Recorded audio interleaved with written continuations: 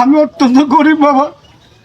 আগে আমার মোটামুটি জমা জমা ছিল, বেঁচে কিনে শেষ করছি।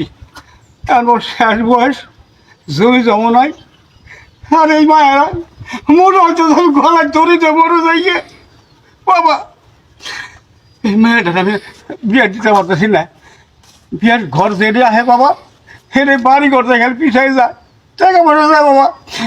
বাবা আমি এই মায়াটারে নিয়ে আমি কি জমাটোতে পড়ছি, আমি কি করবো বাবা? মরার আগে এই মায়াটার যদি বিয়ে দিয়ে যেতে পারতাম, ময়ূরও শান্তি হইতাম বাবা।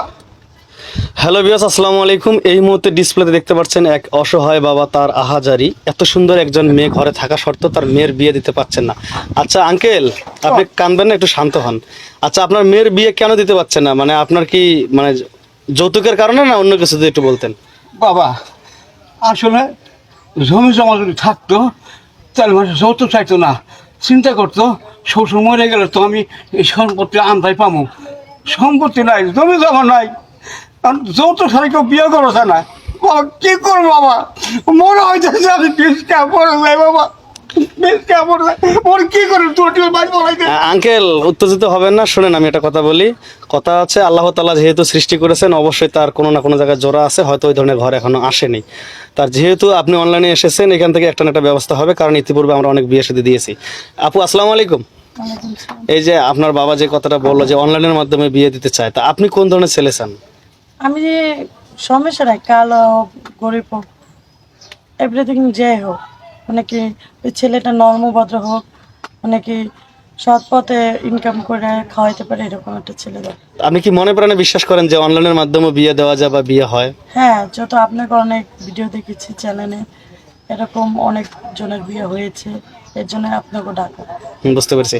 তা আঙ্কেল, আমি আপনার কাছে আবার আসলাম। তা আপনি আপনার মেয়ের জন্য, যেমন আমাদের অনেক প্রবাসী ভাই, রিক্সা চালক, ভ্যান চালক, অটো ড্রাইভার বা সিএনজি ড্রাইভার অনেকজন নক দিয়ে থাকেন, তা এই ধরনের আপনি যে কোনো পেশার লোককে বেছে নেবেন, না এখান থেকে একটু যদি বলতেন।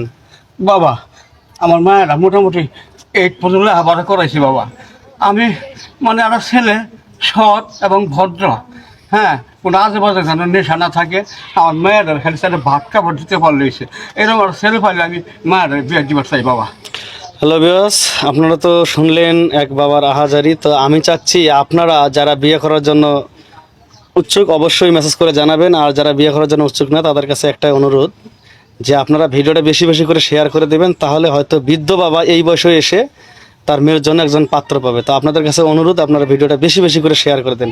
আঙ্কেল, আপনি দর্শকের উদ্দেশ্যে কিছু বলবেন? কি বলবো বাবা, গরিব মানুষ, দর্শকেরা আমার কথা শুনবো? দর্শক ভাইয়েরা আসলে আমার কথাগুলো তো শুনলেন। যদি ভালো একটা ছেলে পান, আমার মায়ের যদি কোনো ব্যবস্থা করতে পারেন তো চেষ্টা করেন, এইটুকু, আর কিছু চাই না। আচ্ছা আঙ্কেল, ঠিক আছে, আপনি শান্ত হন। আর আমাদেরকে মেসেজ করলে অবশ্যই আমরা আপনাদের সাথে যোগাযোগ করার চেষ্টা করবো বা ওদেরকে যোগাযোগ করিয়ে দেবো। তো আপনারা ভালো থাকবেন, আল্লাহ হাফেজ। তো দর্শক, আপনারা ভালো থাকবেন, আপনাদের সাথে দেখা হবে পরবর্তী জায়গায়, পরবর্তী কোনো ভিডিওতে। আর ভিডিওটা বেশি বেশি করে শেয়ার করে দিন। খোদা হাফেজ।